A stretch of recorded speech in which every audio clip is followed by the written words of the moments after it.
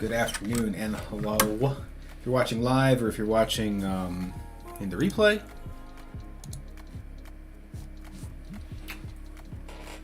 today we're doing something fun and celebratory. As if you tuned into any of my streams previously or have listened to me on Blue Sky in the past 2 months, you'll know that I'm running a Kickstarter. Hey, the camera's over here. You'll know that I'm running a Kickstarter. Anyways, so my comic, Maru, Destroy the Moon, which is my barbarian fantasy comic. It's weird fantasy, it's sci-fi, it's a lady with a big sword who chops things in half. I'm kickstarting a new issue of that. Of course, I've already got 2 full trade paperback volumes of that comic that are available. You can actually get them in a bundle for the as part of the campaign. But I'm starting a new volume of that, a volume 3, and I'm doing it by single issues. So this is the first issue of that. So if you haven't checked it out already, I encourage you to. Of course, the link is in the description. It's also in the chat. But if you have already checked it out and you have already backed, then you are one of the 50 backers who has brought us to this moment. So if you remember from my previous campaign, we like to do some fun stuff with main character Maru and putting her in some different cosplay kind of outfits. We've done some fun ones in the past. The last campaign we did like Makima from Chainsaw Man. We did Sailor Moon. I can't remember any others off the top of my head, but we did a bunch. So this time I kind of opened it up to the floor. I said, hey, send me some ideas. So we did a She-Ra one previously, which I didn't do a stream for that because we hit the milestone too fast. I didn't have time to put it together.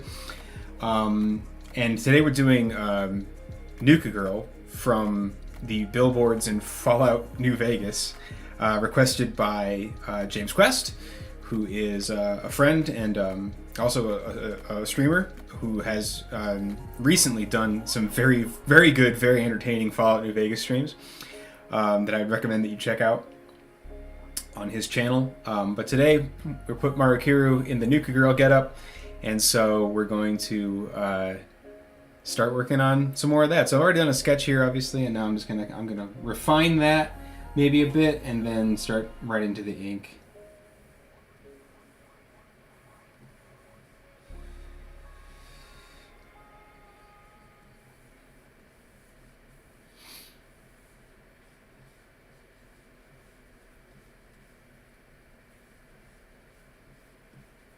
So Mr. Quest actually had 2 suggestions for this. One of them was Bayonetta, as she appears in Bayonetta 2.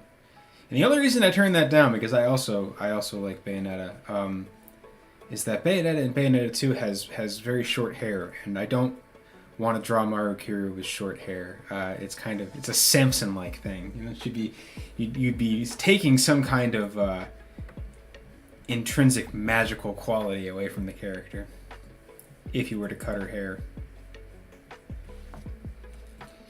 We still might try to do some Bayonetta stuff at some point because that would be fun. But so for this, we got obviously the space helmet, but we've jammed all of the hair into the helmet.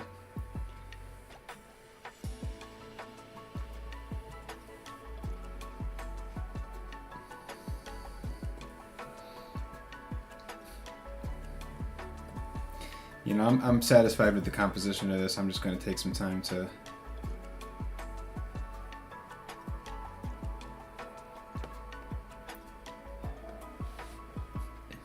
change some details around. Or maybe I won't. Maybe I'll just go right into inking.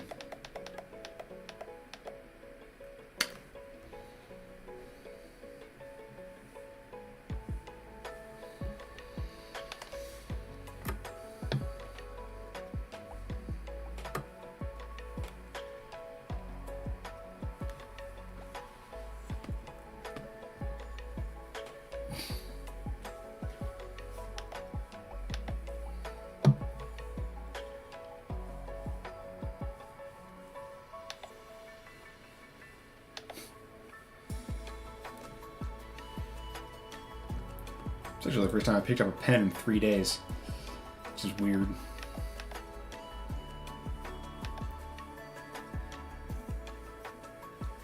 The weather's been bad here though, and my hand has been very achy, and when it is, I don't like to draw as much.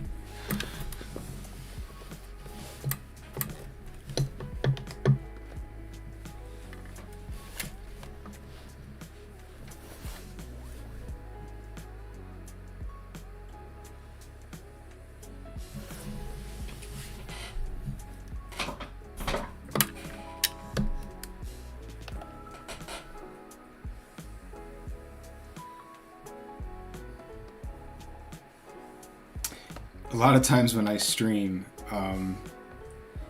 it comes at the end of a very long day of drawing.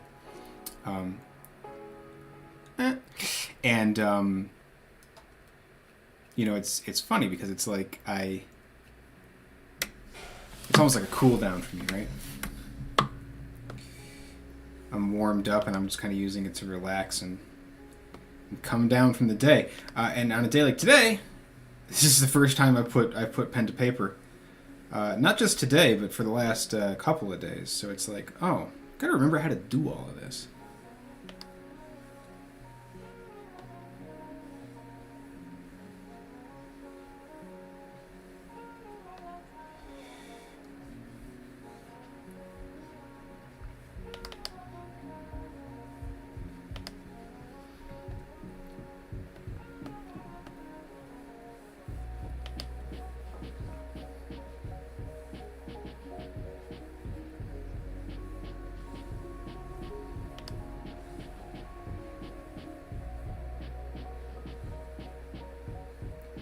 I think maybe I've talked a little bit about my schedule before, and because I do art full time, and I draw all day, and you know the length of that day varies, but it's never shorter than 8 hours, and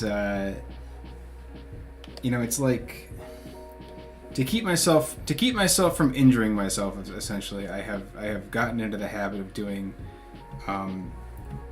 You know, 4 days on, 1 day off of drawing.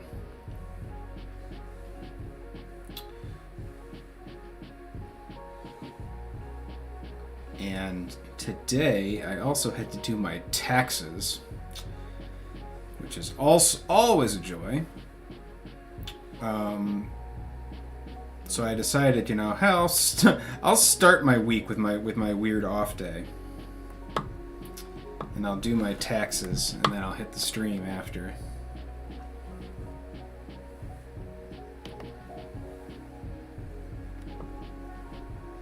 Which is why it's just one of those days where it kind of feels like you're swimming in mud a little bit.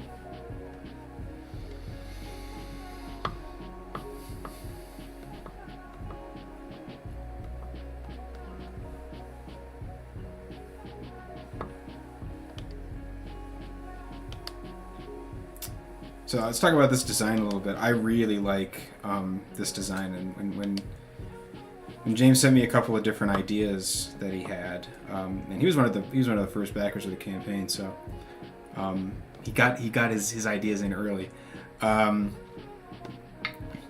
you know, I've played New Vegas, but I'm not super duper familiar with it. But when he sent me the Nuka Cola billboard with with Nuka Girl on it, I was like, I really like that design. I really like the retrofuturism aspect of it.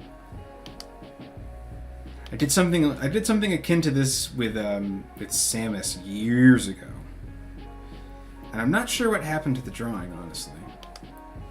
And it's the kind of thing that if I ever actually found it, I think it lives in my memory better than it does on paper. It's the kind of thing that I should probably just redraw.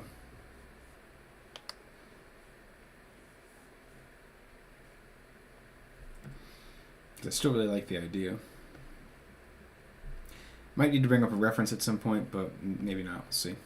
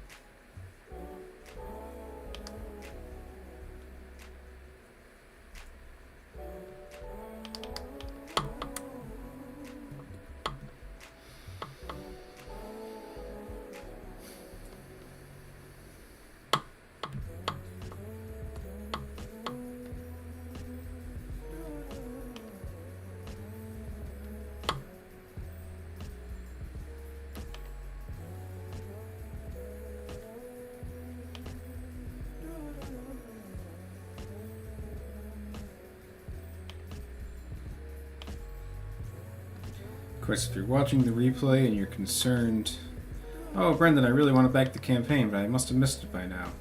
Well, it goes until April 23rd. And even if you missed that, I have late pledges enabled, which will allow you to go in and get a copy of the book long after the campaign is over. Really, until I decide to end it. And I'm not entirely sure when I'm going to decide to end it. I have to consult a few knowledgeable folks on that to see how long I should keep late pledges up. But you'll have time.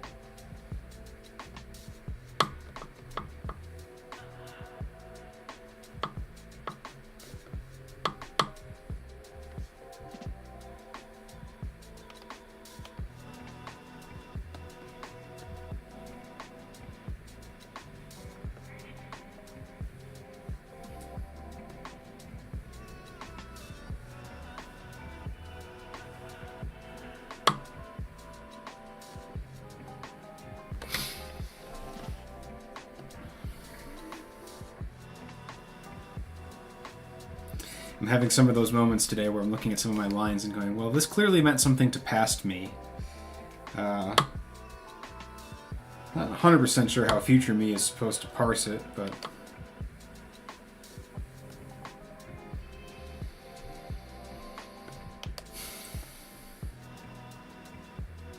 This was a fun little pencil drawing that I did that is not 100% ink friendly.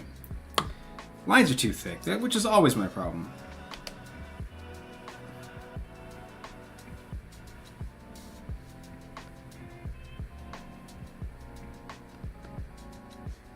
Sorry, we're just going to get the basic ideas down, and then we will kind of figure out how to polish everything up.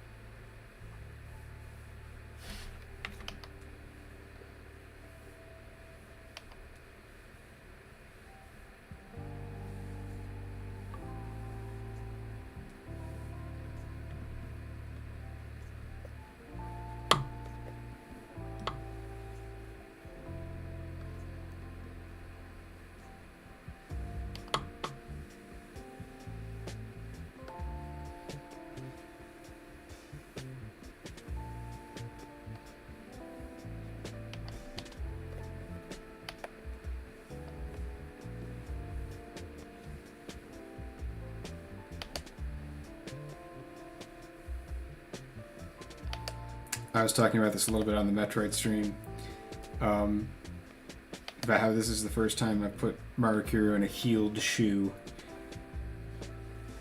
and how weird that was for me to do that. I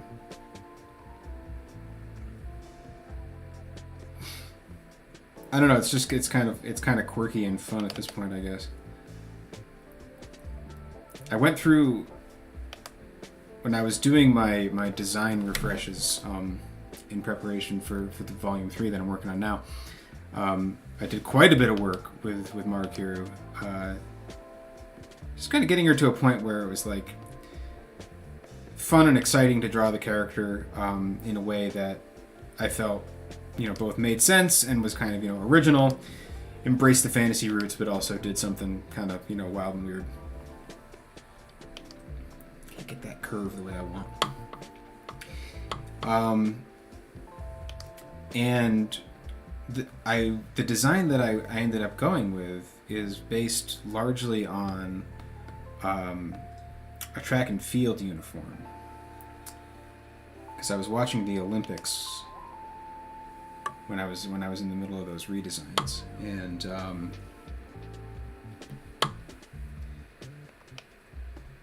was in the middle of doing research on the decathlon,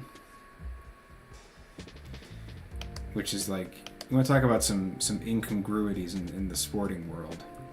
Decathlon in the Olympics is weird. Decathlon is it's every event of track and field, essentially.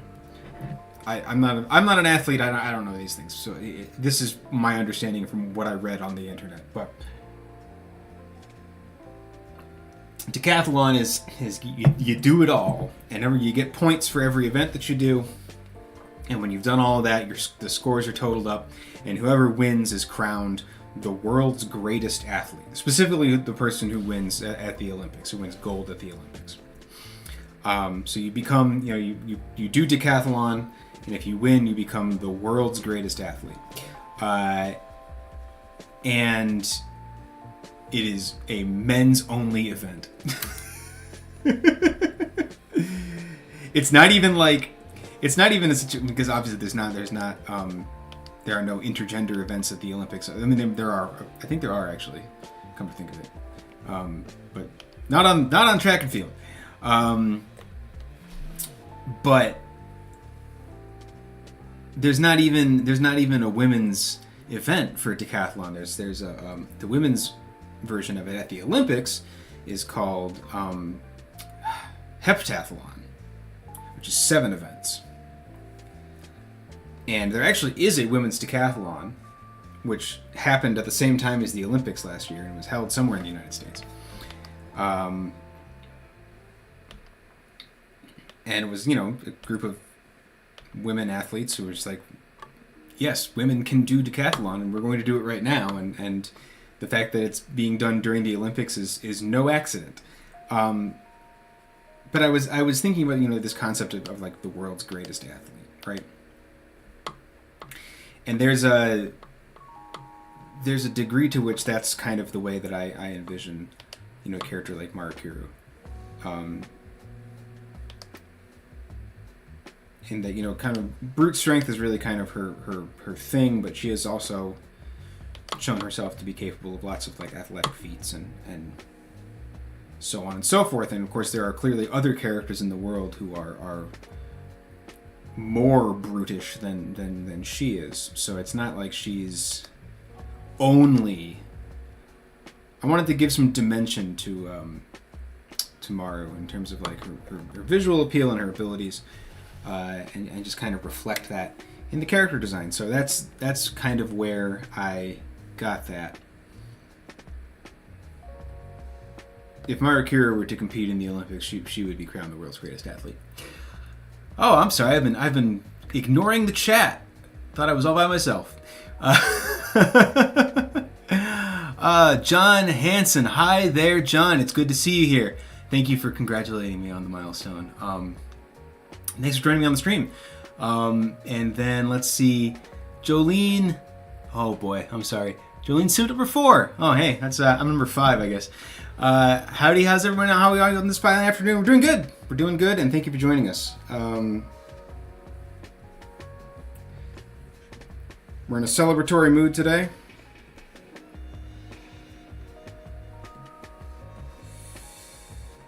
And we're putting Maru in a weird costume.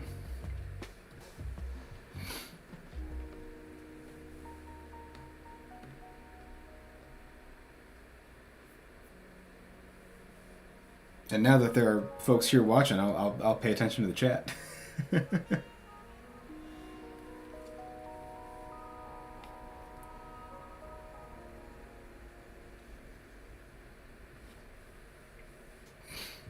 yeah, I'll zoom out for a second. You can kind of see what we're working on here. So the you can see up in my banner in the background, and then in the little ad banner up top, that's Maru. That's who we're drawing. She's just in the Nuka Girl getup from Fallout New Vegas.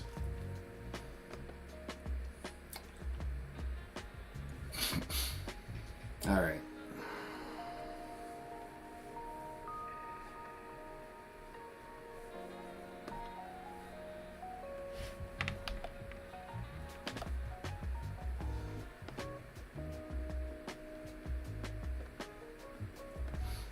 I love this kind of sci-fi stuff. I would love to do a retro future book. I started one once and didn't really get very far with it. I start a lot of side projects that don't go anywhere. There's only so many hours in the day, and I always end up deciding to focus on my main project. Yeah, I already. Hi, James. Welcome. And yeah, I already blamed you for this at the beginning of the stream, so cat's out of the bag.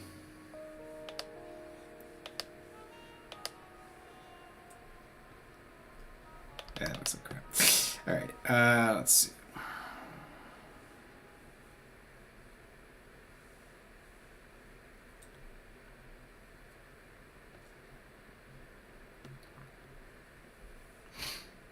I want to thank you all for coming today. A lot of time when I do streams for my original stuff, it's not as attractive to viewers as when you put up like the last one I did, which is like Metroid Prime 4 on the day it was announced, no less.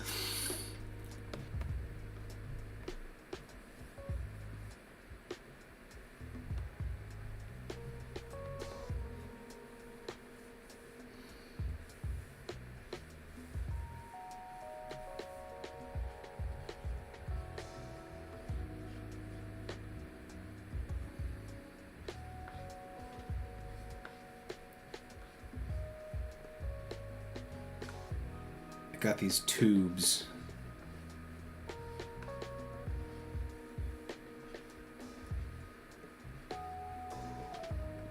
Tubes like this actually show up in the comic. I started drawing like these kind of hose-like tubes this way a while ago. I don't know, it just works. Think about it less as the tube itself being a line and more of it being like a kind of a series of interconnected cylinders.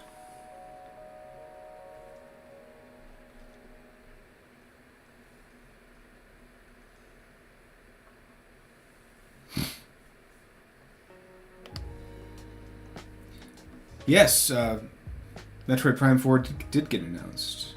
I don't know if it actually got a release date, but we got a pretty good trailer in the last Nintendo Direct. And it included a look at a new power suit, which is red.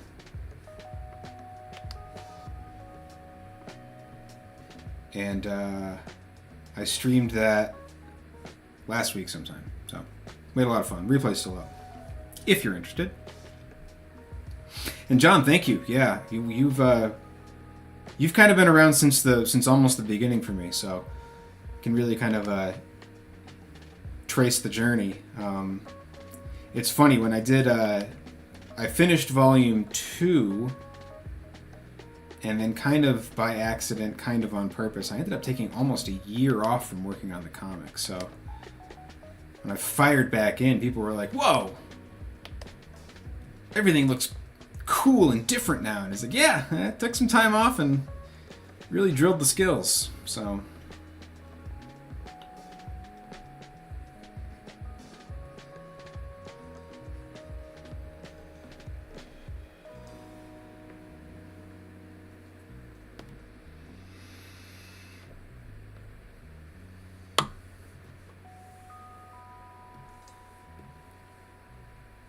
oops.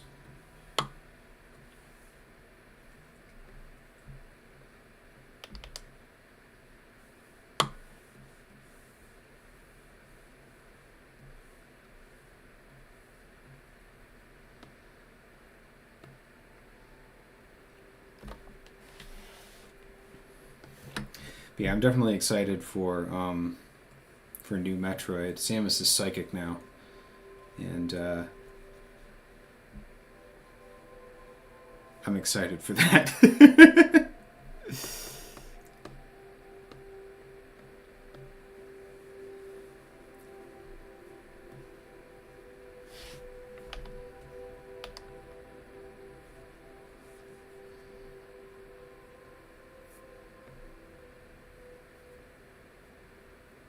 Oh, that's awesome, John. I look forward to reading that.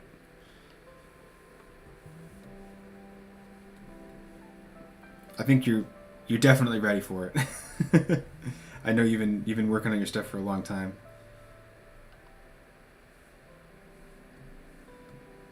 Too much.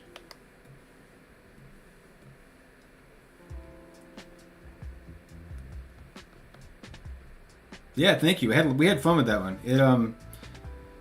It kind of came out of nowhere. It was just one of those things where I usually don't pencil on stream. I didn't pencil this on stream. The reason being that it's kind of the messiest part of the process, and I don't like to get flustered in public. I don't like to go like, "Oh no, what am I doing?" So I was kind of nervous to do that with the Metroid one, but I did it off the cuff, and it was like, just got to do this right now, and it turned out really well. I think because there were people there and we were talking, and I just wasn't really thinking too hard about what I was drawing. I wasn't really overthinking it, and just everything came out the way I wanted it to right away. Art's weird.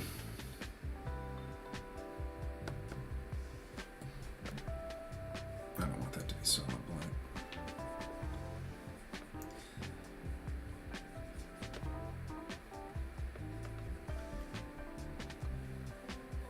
Oh, it's true. It's absolutely true.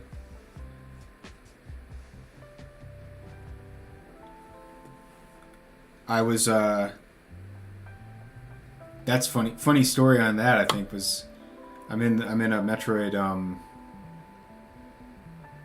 James knows. I'm in a Metroid art Discord, and I did that stream, and then I showed up with my drawing, and I had been beaten.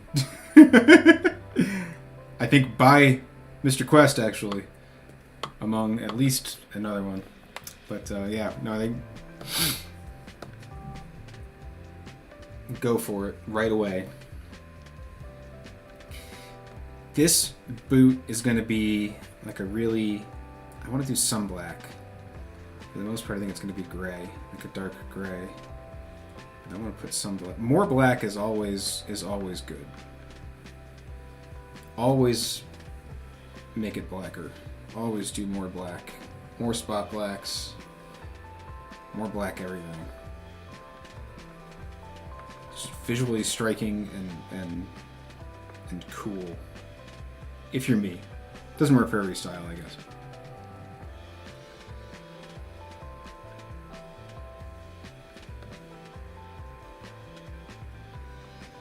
Oh, I've never cheated like that before, wink wink.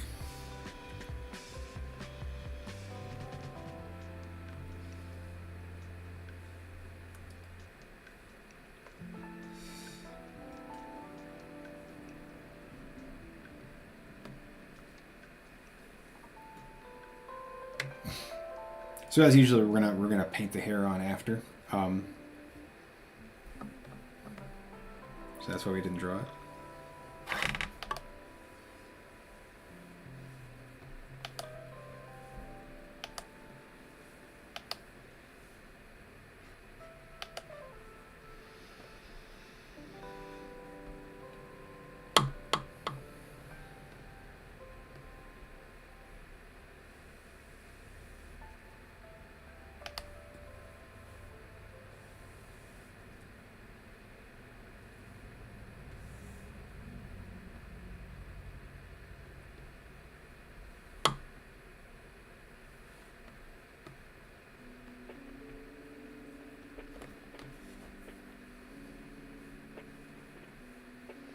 Speaking of things that I stole from myself. What's the moon? I have a moon template.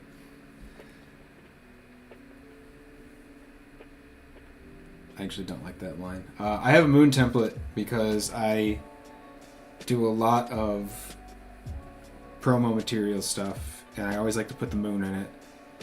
And the moon being kind of a static object that hangs in the heavens, it doesn't need to look different and unique every time you draw it.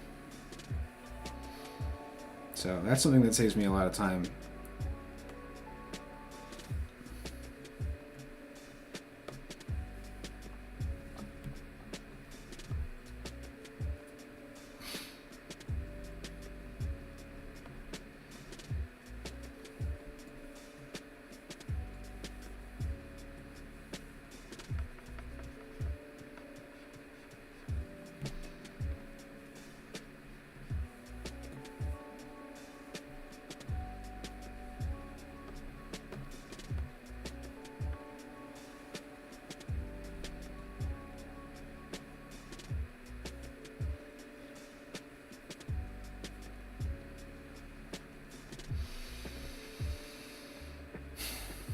Okay, so we're gonna do the Tomb Raider thing, and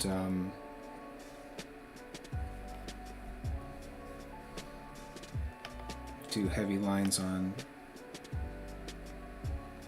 some of the curves.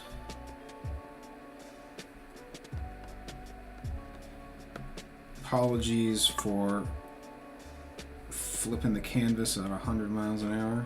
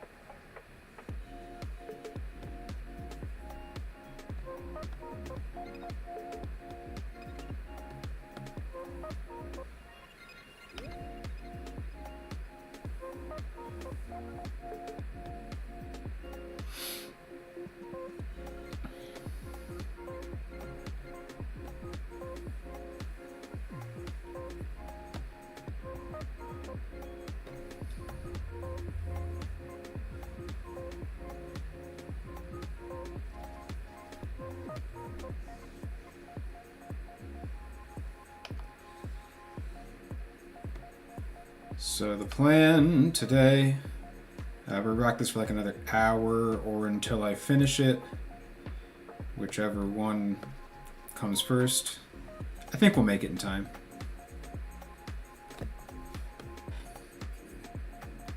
Sometimes I really overestimate how fast I'm going to get something done, but today I feel like we're pretty safe with that.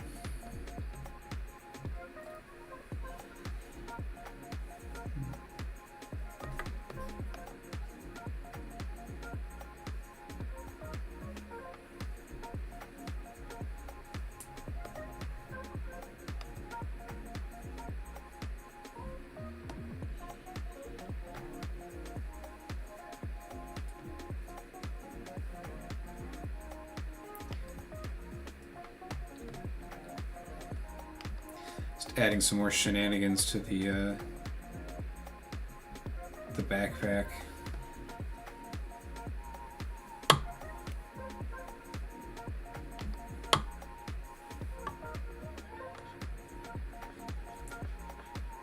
The only thing I like more than Retro Future is overcomplicated Retro Future.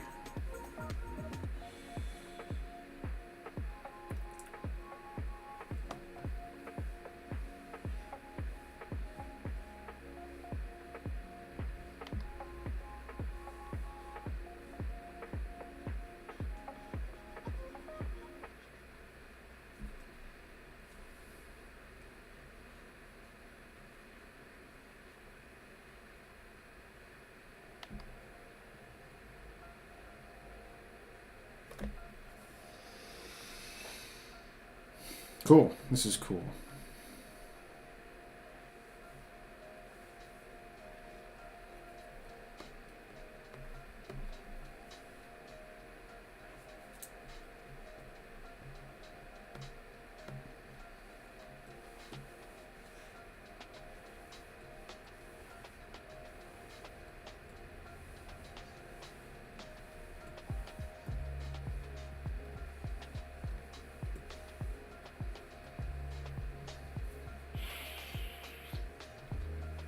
Did I pick a light source before? Guess I did.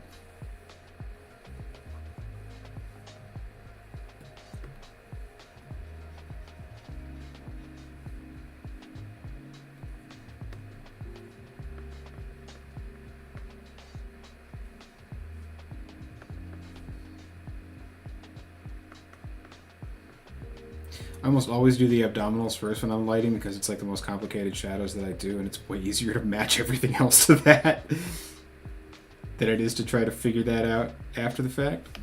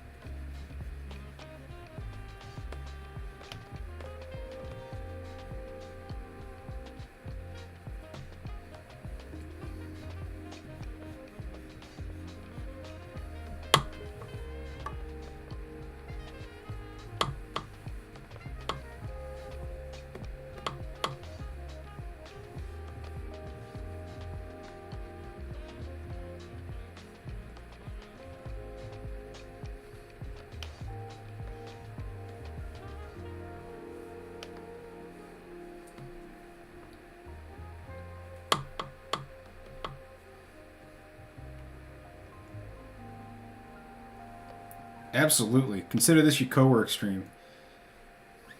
I love it.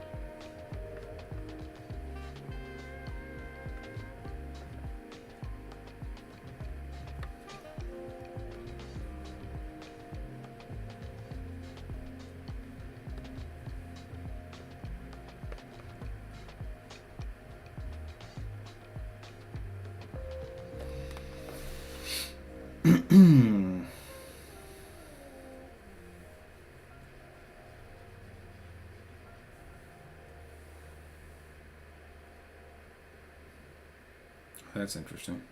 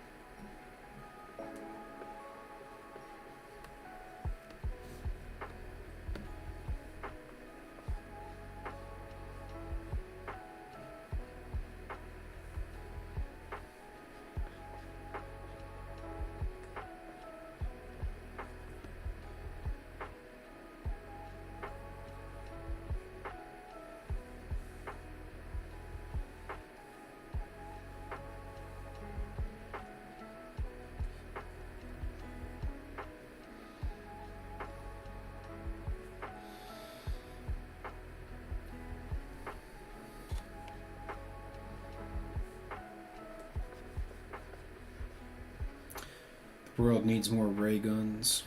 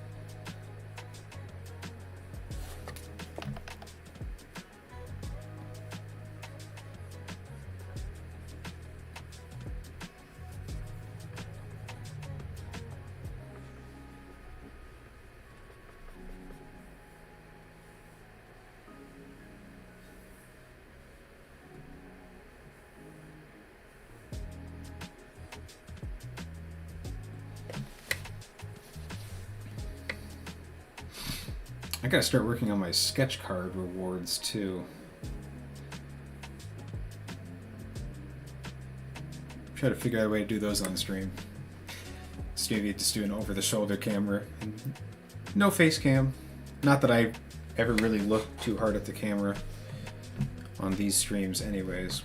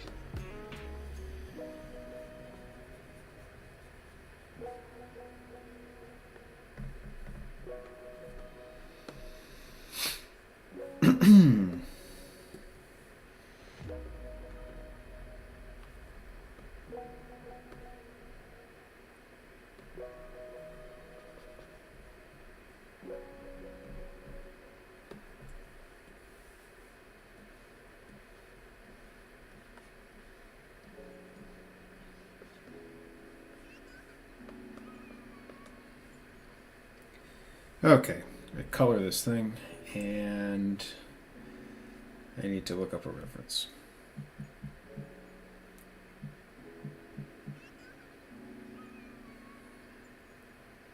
Alright, white, red. Interesting. Alright.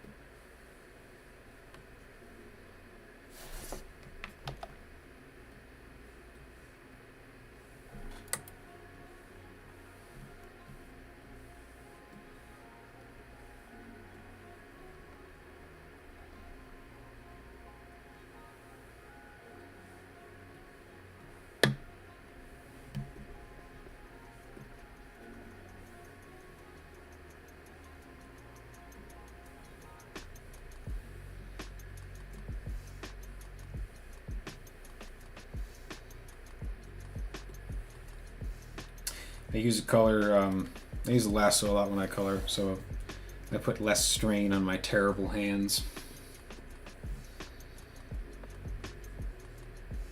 I've noticed a lot of improvement in my hands ever since I stopped using so many pressure sensitive brushes. I think really trying to like dial in on the pressure with the level of precision that I wanted, and kind of death gripping the pen was screwing up my hands with the fixed width. I can do kind of a feather touch and take it nice and easy. Of course, that's not what I'm doing right now, so.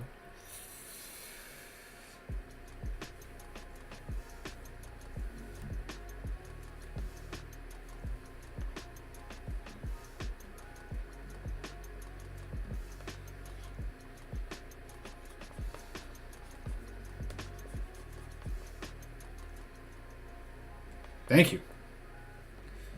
Coloring is always fun. Used to hate it. Now I love it.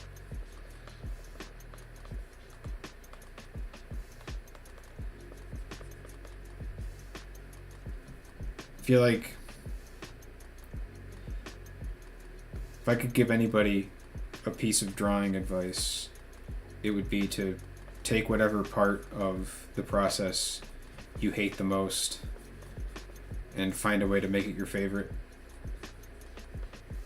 And you will watch yourself improve by leaps and bounds.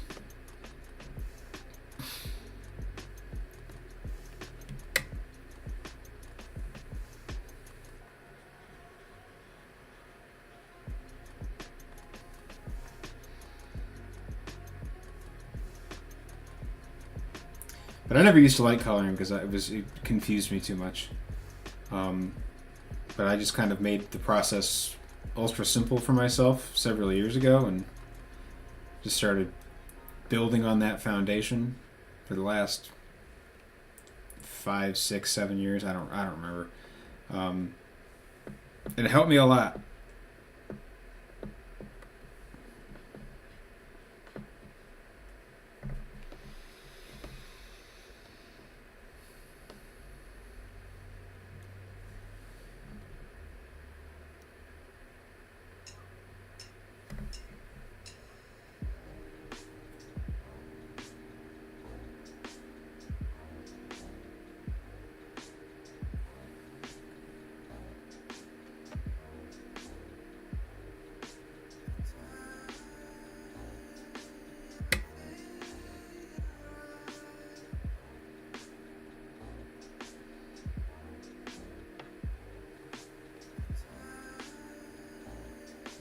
See? I'm glad to hear that, actually. 'Cause it's like, yeah, you just gotta sometimes pick the part that you hate the most and just drill it. Figure out how to make it fun.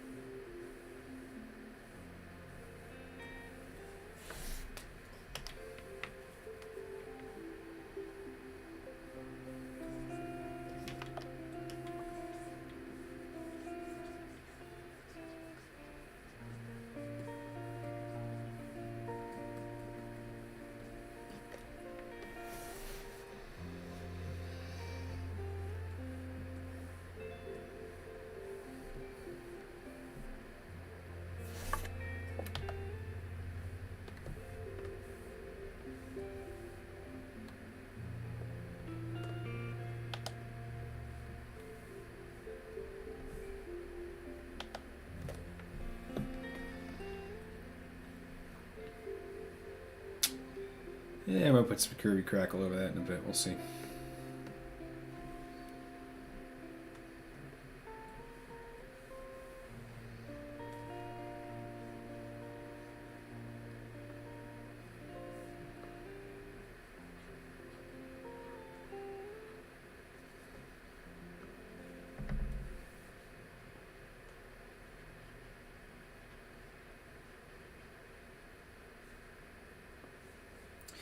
It's funny. I was thinking about this today about how I would pull off some of these cosplay drawings.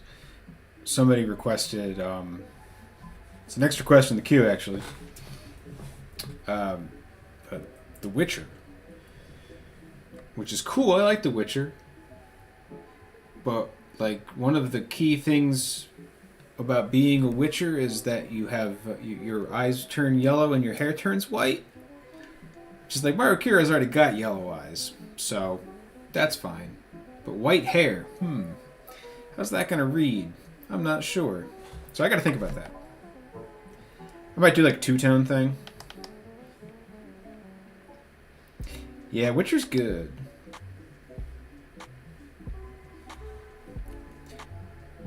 Witcher's got equipment. He's got bits and bobs. He's very toyetic. That's something I liked about this design too. Is a toyetic quality to it.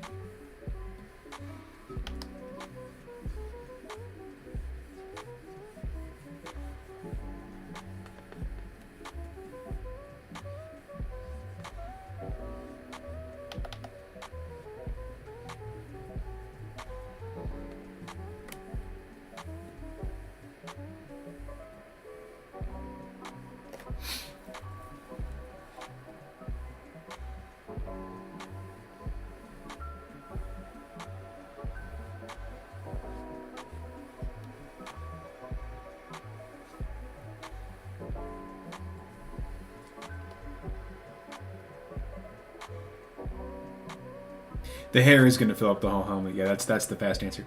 Do I draw color comps and thumbnails when working on my comics? Typically not. Which I don't know if that's necessarily a good idea. Those are things that I probably should do. I do thumbnails sometimes, but I almost always figure out my colors in the moment. I do usually have kind of like a theme idea in mind when I walk into it. And especially in the issue that's on Kickstarter right now, I had to think about that quite a bit because there's two separate locations, and I wanted them to be separated by color. So, but I bust out the color wheel and I use complementary colors whenever I can.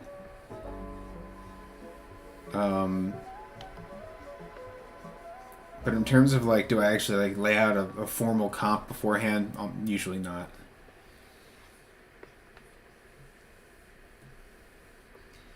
There are certain things that are like, if I was working on a comic for a publisher and they asked me for that, I would do it for them. But when I'm doing my own stuff, I don't usually bother to take the time. I have to check the sketch against this. Recently, I'm working on a book for a publisher right now, and they asked me to turn in a script for review. I'm the writer and the artist on the comic, so they asked me to turn in a script, which is a perfectly normal and reasonable thing for a publisher to ask you to do before you work on a comic, to turn in a script. But I usually don't work from like a formal script, so I actually did a little bit of thumbnailing, a little more than I usually do, and I did my thing with my index cards like I do for most of my books. But I did a bunch of work on the actual art and the comic first, and then I went back and I reverse engineered a script from that and put dialogue in. And turned that in. They were very happy with it. They were like, wow, this is super polished. I'm like, yeah, I know, because it's like step 5.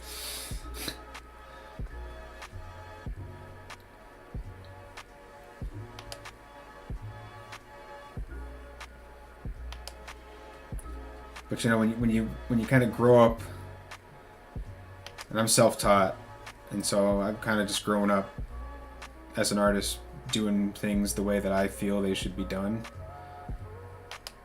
and doing things the way they're easiest for me, and that's just like kind of not industry standard in a lot of ways. But I'm adapting.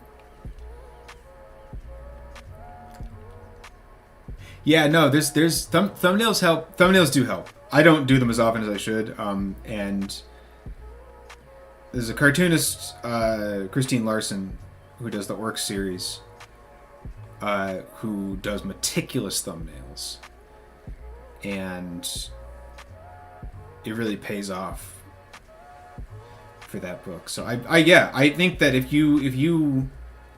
if it's something that helps you, absolutely do it. I would never advise someone to not do thumbnails. I should do them more myself. You're never going to regret putting more work into your foundational material. I feel like you're never going to find a place on a comic where you're going to go, "Ah, man, I was too prepared for that. That was a mistake. I should have prepared less."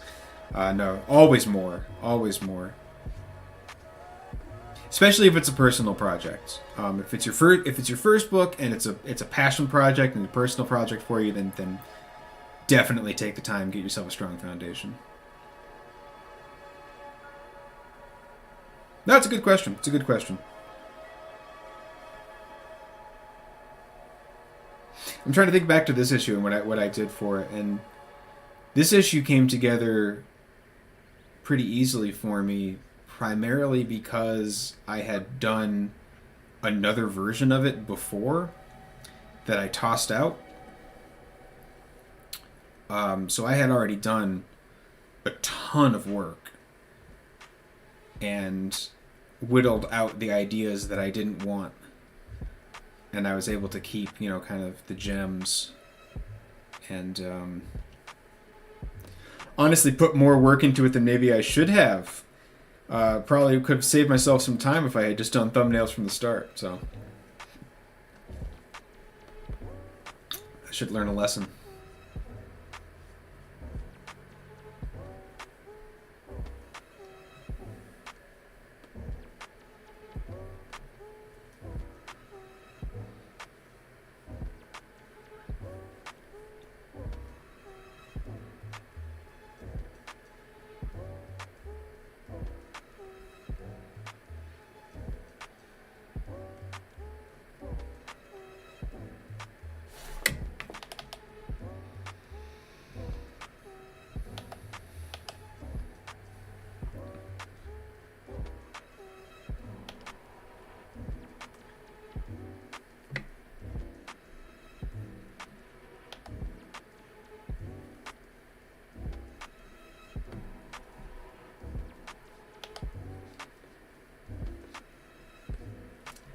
I was talking about comic scripts with a friend of mine who's also a comic artist, and he was telling me that there was I don't remember, it was a big 2 book, I don't remember what one it was, but it was like they're putting out a special edition of the book,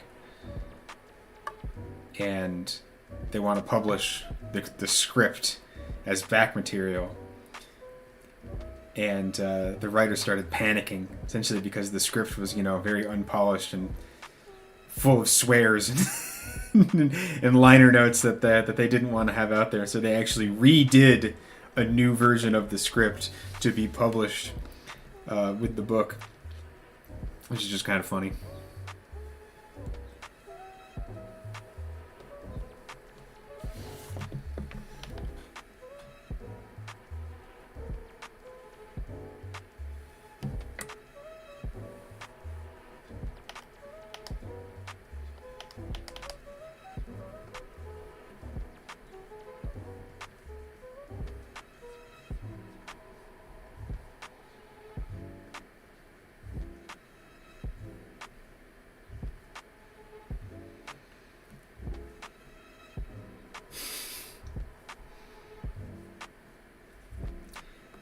I was talking before about how I don't like to pencil on stream, And the reason I don't like to pencil on stream is because I usually get very self-involved, and I'll be hunched over the thing, and if something's not going right, I'll start cursing out my monitor, and it's just one of those things that I don't really want to have that on stream. I like to be able to chat with people and take it easy and not make everyone think that I hate art and that I hate what I'm doing, because I don't. Even when I'm frustrated by the craft, it's it's everything, right?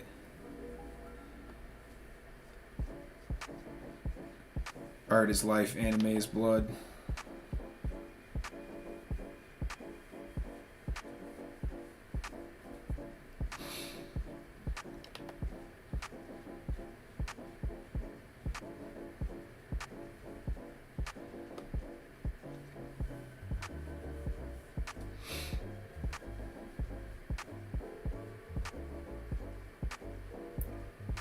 It really is kind of funny that we've kind of,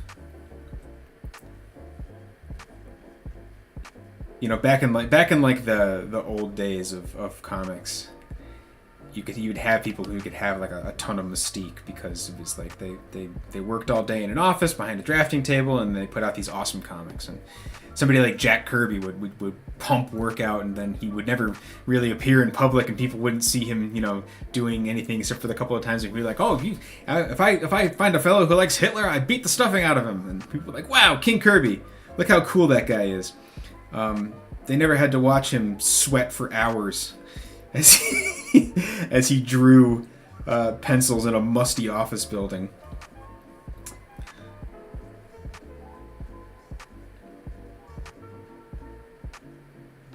Yeah, no, I feel you. And it's like the modern day artist, I feel like, is and I don't want you to think for a second that I don't enjoy doing art streams, because I do. But it's like I feel like artists in the modern day are kind of expected to be a lot more public with the way that they produce their work. I'm not even necessarily sure it's a bad thing, it's just kind of a weird thing.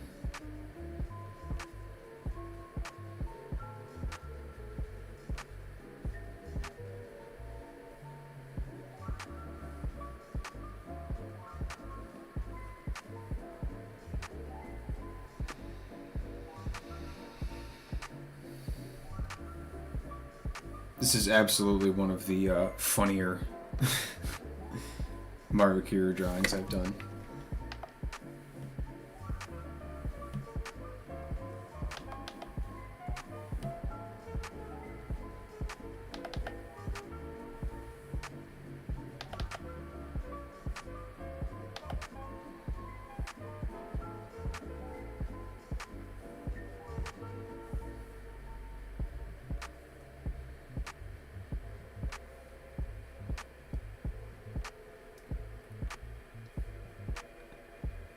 For the last volume, when I did the beach party print, and it was like, I was thinking to myself at first, I'm like, it's too silly for the tone of the comic. But then I'm like, Maru spends all of her time getting beat up by monsters and aliens and robots and crap. Let her have some fun. Oh, thank you. This is the point we're at in the campaign for this, right? It's like the book's gonna get printed, it's gonna get shipped. Obviously, I would like to reach more people if possible, but I really just want to have fun with it and not lose sleep, and do some stuff that lets everybody have a good time.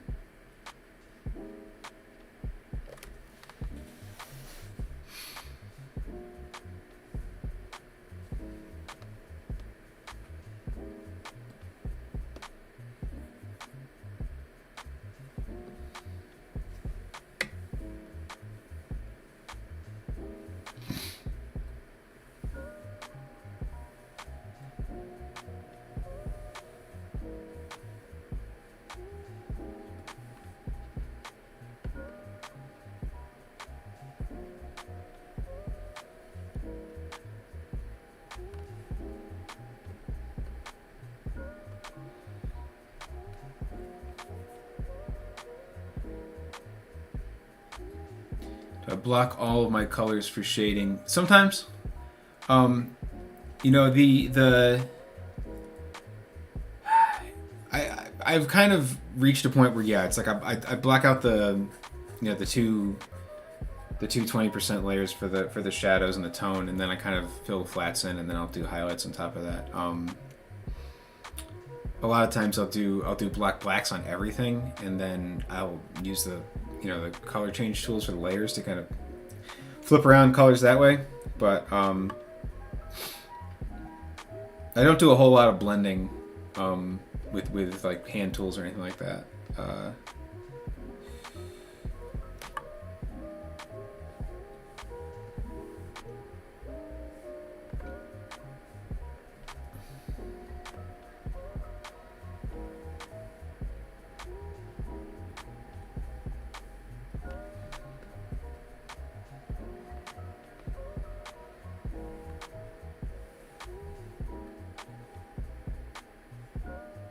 Oops.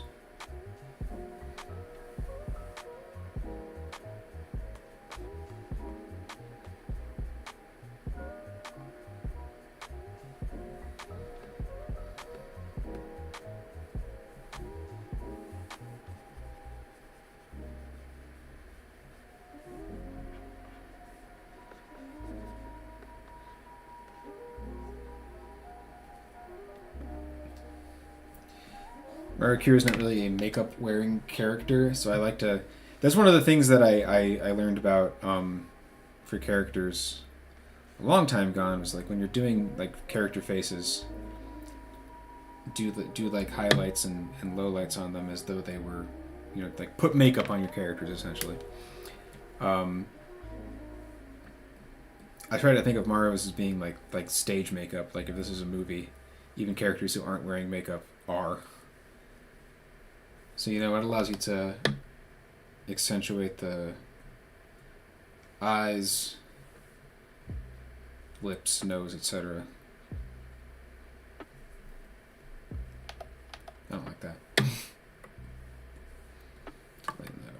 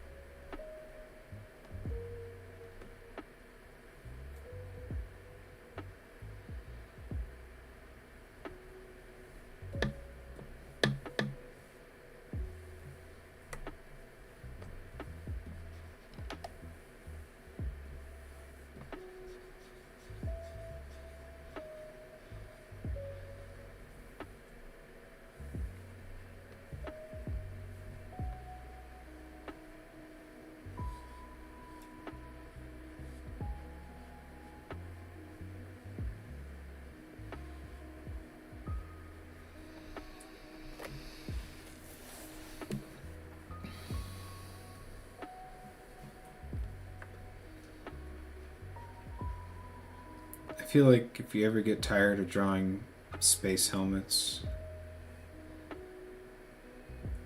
it's time to quit the business. Is there anything more whimsical than a bubble space helmet?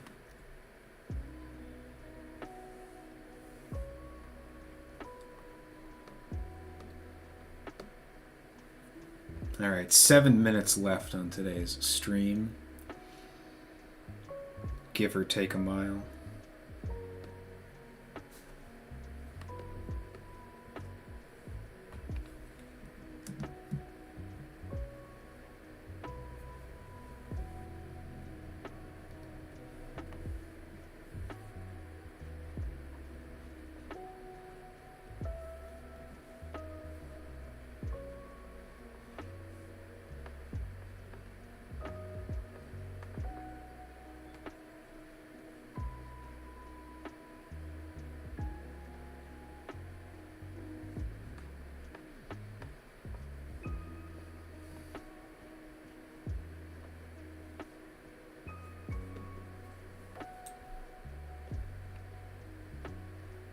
Thank you. Yeah, I'm having a lot of fun with this.